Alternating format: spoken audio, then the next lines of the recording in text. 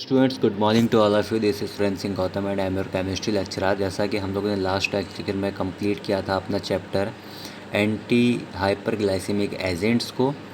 Now हम start करने वाले हैं next chapter, that is coagulants and anti coagulants. यानी कि कोएगुलेंट्स कौन सी ड्रग्स होती हैं एंड एंटी कोएगुलेंट्स कौन सी ड्रग्स होती हैं, इनके बारे में हम पढ़ेंगे। फ़िलहाल मैं आपको थोड़ा सा बता देता हूँ कि कोएगुलेंट्स वो ड्रग होती हैं जो हमारी बॉडी के अंदर ब्लड वेसल्स में, ब्लड वेंस में क्या करती हैं, ये ब्लड का थक्का बनाने में हेल्प करती हैं, ब्लड का थक्का बनाने में हेल्प करती हैं। वहीं पर अगर हम एंटी कोएगुलेंट्स की बात करें तो ये थक्का बनाने से रोकती हैं, थक्का बनने से रोकती हैं। ये छोटा सा इंट्रोडक्शन मैंने आपको अपनी तरफ से बताया कि कोएगुलेंट्स वह ड्रग्स होती हैं जो हमारे ब्लड का थक्का बनने में हेल्प करती हैं, और एंटी कोएगुलेंट्स वह ड्रग होती हैं जो थक्का बनने से रोकती हैं ब्लड का। ठीक है ना। चलिए अब थोड़ा सा बात कर लेते हैं इसके थ्योरेटिकल पोर्शन पे। इंट्रोडक्शन क्या कहता है इसका। Coagulants help in blood coagulation, लिखा है ना। कोएगुलेंट्स जो औषधियाँ होती हैं वो ब्लड कोएगुलेशन में हेल्प करती हैं and are indicated in haemorrhagic condition. और जब हमारा जो ब्लड है वो जब निकल रहा होता है हमारी बॉडी से, रक्तस्रावी स्थितियों में जो है संकेत देने के लिए, इंडिकेट करने के लिए कोएगुलेंट्स ड्रग जो है हेल्प करती हैं। द एलिमेंट्स ऑफ और factors required for coagulation are found in the fresh whole blood और प्लाज्मा। ठीक है ना। यानी कि जो है हमारा कोएगुलेशन के लिए जो आवश्यक हमारे जो कुछ एलिमेंट्स होते हैं, या फिर हमारे कुछ जो है ब्लड प्लाज्मा वगैरह में जो पाए जाते हैं कुछ एलिमेंट्स, ठीक है ना, उसके लिए जो है ये बहुत ही ज़्यादा हेल्पफुल होते हैं। और जो हमारा थक्का बनता है, ब्लड क्लोटिंग होती है, उसकी कमी के स्थिति में जो है, उसकी कमी की स्थिति में, उसकी डिफिशियंसी में जो है क्या करते हैं, इंडिकेट करते हैं, उसको संदेश दिए जाते हैं। ठीक है, ब्लड क्लोटिंग फैक्टर में। तो ये जो काम करते हैं कोएगुलेंट्स, ये काम करते हैं कि हमारे ब्लड में ब्लड का थक्का बनने में हेल्प करते हैं। ठीक है ना। बाकी अगर हम बात करें एंटी कोएगुलेंट्स की, तो ये क्या होते हैं, anti coagulants decrease the coagulation ability of blood. ये क्या करते हैं, ये उसके एंटी काम करते हैं और ब्लड कोएगुलेशन की जो एबिलिटी होती है उसको डिक्रीज़ कर देते हैं, उसको कम कर देते हैं। ठीक है। They do not dissolve the clot that has formed but inhibit the formation of new clots। यानी कि अगर पहले से कोई हमारा थक्का बना हुआ है फॉर एग्ज़ाम्पल, तो उसको ये डिज़ोल्व नहीं करते हैं, उसको उसमें छेड़खानी नहीं करते हैं, बल्कि हमारे ब्लड में कोई नया थक्का ना बन पाए उसके फॉर्मेशन को ये रोकते हैं। ठीक है। पहले से बना हुआ है, वो बना हुआ है, उसको कोई नुकसान नहीं पहुंचाते हैं। मान लो उसको डिज़ोल्व, ऐसा नहीं है कि वो थक्का है पहले से बना हुआ तो उसको डिज़ोल्व कर दें, ऐसा नहीं है। नया थक्का बनने से ये रोक देते हैं। ठीक है। For examples of these agents are heparin and warfarin. Heparin is given intravenously. Heparin जो है हम इंट्रावीनसली देते हैं, आईवी रूट से देते हैं टू पेशेंट को at risk of thrombus formation. किस रिस्क में देते हैं, किस प्रॉब्लम में देते हैं, जब हमारी बॉडी में थ्रोम्बस का फॉर्मेशन नहीं होता है, तो उस कंडीशन में हम इसको हेपेरिन को इंट्रावीनसली देते हैं, जिससे कि थ्रोम्बस का फॉर्मेशन होने लगे और ब्लड क्लोटिंग जो है हो पाए। And warfarin is administered orally. और जो हमारा वारफरिन ड्रग होता है वो ओरली हम देते हैं। ठीक है ना।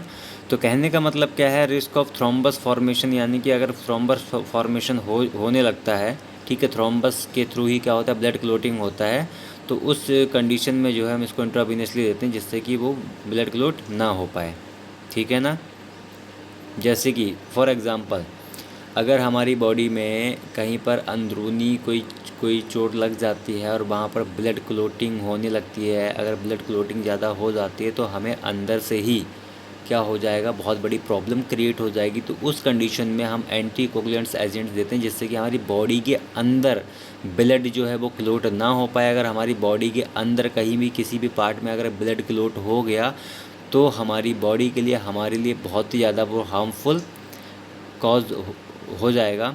सो इसीलिए जो है एंटी कोगुलेंट्स ड्रग का यूज़ किया जाता है हमारी बॉडी के अंदर, जिससे कि अगर कोई अंदरूनी चोट लगी है और वहाँ पर अगर ब्लड का थक्का बनने की संभावना है या बन गया है, तो उस कंडीशन में हम क्या करते हैं, एंटी कोगुलेंट ड्रग को देते हैं, जिससे कि हमारी बॉडी में ब्लड का थक्का ना बन पाए और कोई भी प्रॉब्लम क्रिएट ना हो पाए।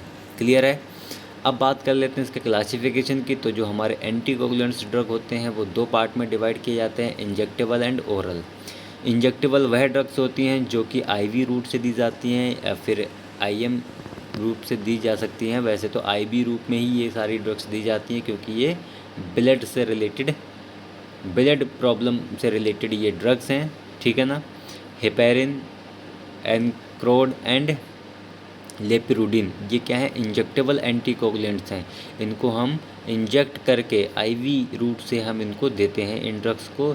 Second one is oral anticoagulants, जिसके अंदर कॉमेरिन डेरिवेटिव है एंड इंडेडियोन डेरिवेटिव है, ठीक है। कॉमेरिन से बने हुए जो प्रोडक्ट्स हैं हमारे, वो हैं हमारे बिसाइड्रॉक्सी एंड कॉमेरिन, जिसको हम डीकेमरॉल भी बोलते हैं।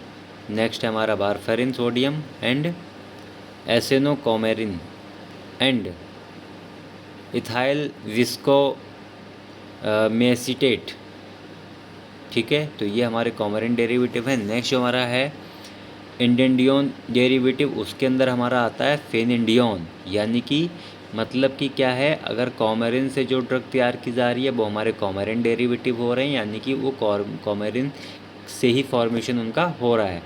जो इंडेडियोन डेरिवेटिव है जो हमारा फेनिंडाइयोन है, वो किसके थ्रू बनाया गया है, वो हमारा इंडेंडियोन के थ्रू बनाया गया है, इसीलिए हम उसको इंडेंडियोन डेरिवेटिव बोलते हैं, ठीक है।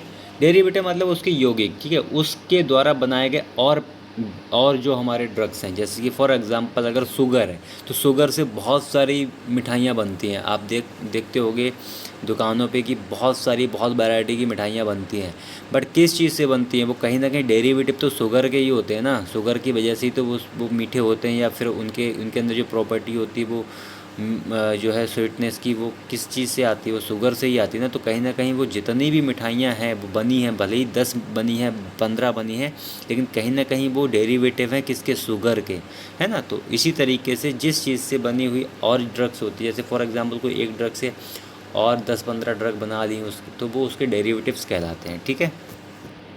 चलिए अब बात कर लेते हैं इसके इंडिविजुअल कंपाउंड्स की, कौन कौन से ड्रग्स हैं जो as a anticoagulants and coagulants के रूप में यूज़ की जाती हैं। सो यहाँ पर 5 ड्रग्स दे रखी हैं, हम बात करने वाले हैं। फर्स्ट ड्रग जो हमारी है heparin. Heparin is a strong anti coagulant agent which is naturally found in human blood cells. ये जो हेपेरिन होता है कहीं ना कहीं हमारी बॉडी के अंदर ही होता है, ठीक है, और ये एक स्ट्रॉन्ग एंटी कोगुलेंट एजेंट होता है जो हमारी बॉडी के अंदर थक्का बनने से रोकता है। तो ये नेचुरली होता है, जो कि हमारे ब्लड सेल्स में पाया जाता है, मेनली इन वेसोफिल्स और मस्ट सेल्स। और जो हमारी बॉडी के अंदर जो बेसोफिल्स होती हैं, मस्त जो सेल्स होती हैं, उनके अंदर ये मेनली पाया जाता है। It is synthesised in the liver, और ये लीवर में इसका फॉर्मेशन होता है, एंड लंग्स में इनका फॉर्मेशन होता है। Liver and lungs of domestic animals, जो हमारे डोमेस्टिक एनिमल्स होते हैं उनके लीवर एंड लंग्स में इसका फॉर्मेशन, इसका सिंथेसिस होती है। It is synthetically available as heparin sodium and the low and high molecular weight heparins, fractionated heparins जिसको बोलते हैं। It is a potent organic acid and commercially obtained from bovine lung and porcine intestinal mucosa, यानी कि एक प्रबल organic acid, यानी कि हमारे जो है पोटेंट मतलब होता है प्रबल कार्बनिक अम्ल, जिसको हम ऑर्गेनिक एसिड बोलते हैं, होते हैं, तथा कॉमर्शियली रूप से जब इनको जो है कॉमर्शियली रूप में जब इनको यूज़ किया जाता है, यानी कि कॉमर्शियली रूप से जब इनको निकाला जाता है, ऑब्टेंड किया जाता है, तो जो हमारे बोबिन लंग्स होते हैं, जो मंद फेफड़े होते हैं, और हमारे जो पोर्सिन आंतों के म्यूकोसा, जो हमारा पोर्शन जो होता है, जो आंतों में जो म्यूकोसा होती है, इंटेस्टाइनल म्यूकोसा जिसको बोलते हैं, वहाँ से इसको प्राप्त किया जाता है, ठीक है, हेपेरिन को। तो इसका IUPAC नाम यहाँ पर दे रखा है, बहुत ही लंबा है, so you can skip this. Molecular formula की बात करें तो C26H42N2O37S5 है, इसको आप देख सकते हैं। IUPAC नेम को आप छोड़ सकते हैं। केमिस्ट्री की अगर हम बात करें तो heparin is a polysulphuric ester of mucoitin. For example, it is highly sulphated anionic mucopolysaccharide.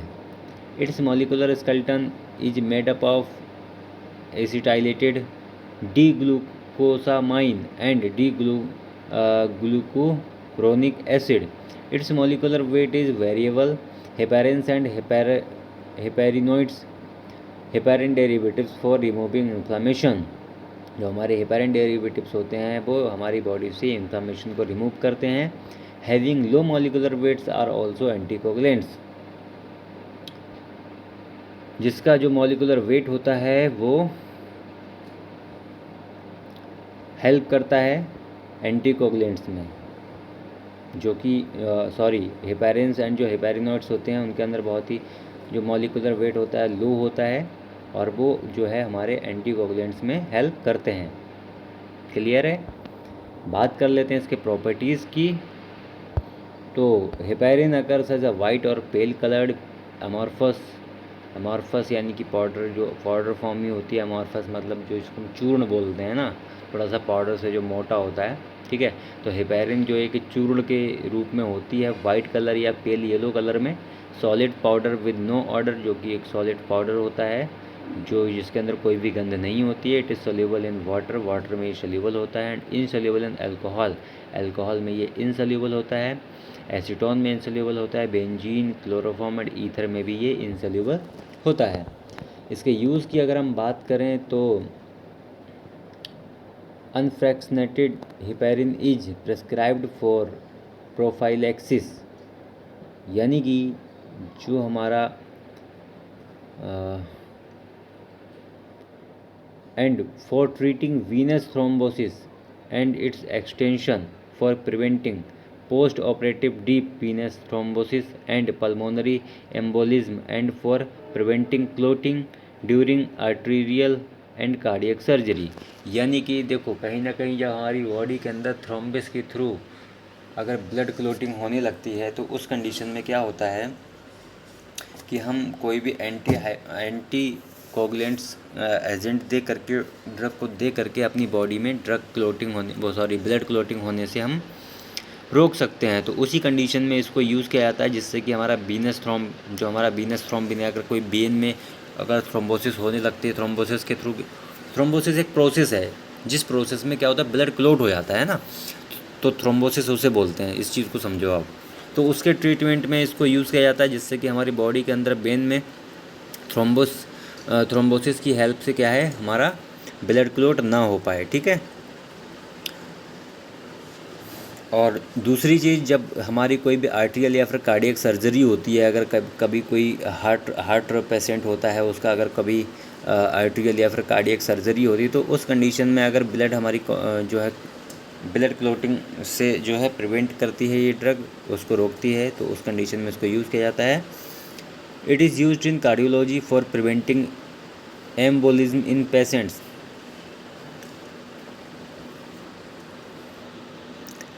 having atrial fibrillation, and as an adjunct in antithrombin treatment in patients having unstable angina. Moreover, it is used for preventing clotting while dialysis and surgical procedures, and for preventing in vitro coagulation of blood transfusions, and in blood samples taken for laboratory procedures। ठीक है, इस चीज़ को समझो, simple सी बात है। कहीं ना कहीं जो मेन जो हमारा मुद्दा है वो यही है, जो हमारी एंटीकोगुलेंट जो ड्रग है वो किसी भी कंडीशन में हमारी बॉडी के अंदर किसी भी कंडीशन में, चाहे वो एंजाइना की प्रॉब्लम हो, चाहे वो डायलिसिस की हो, चाहे वो सर्जिकल प्रॉब्लम हो, ठीक है, उस कंडीशंस में क्या होता है ये ब्लड की क्लोटिंग होने से रोकता है। बस इतना ही इसका काम है। इस चीज़ को आप समझो सिंपल सी भाषा में, ठीक है ना। बाकी अगर हम बात करें इसके स्टेबिलिटी एंड स्टोरेज कंडीशंस की, तो आप सिंपल सी लैंग्वेज में आप वही लिख सकते हो जो मैं आपको लिखवाता हूँ, सिंपल सा शॉर्ट सा। फार्मास्यूटिकल फॉर्मुलेशंस की बात करें तो इंजेक्शंस के रूप में ये आता है, आईवी रूट से ये दिया जाता है, ठीक है ना। दूसरी चीज़ ब्रांड दे कि अगर हम बात करें तो ये किन किन नाम से आता है, हेपेलियन नाम से आता है, लाविनॉक्स के नाम से आता है, फ्रैगमिन के नाम से आता है एंड इनोहेप के नाम से ये मार्केट में प्रेजेंट है। सो आई होप कि वीडियो ज़्यादा लंबी ना हो, तो इसलिए मैं यहीं पर इसको स्टॉप करता हूँ। कल नेक्स्ट हम आगे के इंडिविजुअल कंपाउंड्स को कवर करेंगे। तो इतना तो आप लोगों को समझ में आ ही गया होगा सिंपल सी लैंग्वेज में कि कोगुलेंट्स ड्रग कौन सी होती है एंड एंटी कोगुलेंट्स ड्रग कौन सी होती है एंड इनका यूज़ क्या होता है। नेक्स्ट हम आगे के ड्रग्स को कवर करेंगे। तब तक के लिए आप नोट्स बनाते रहिए, पढ़ते रहिए। Take care, bye bye. कल फिर मिलेंगे एक नए टॉपिक के साथ में। ओके।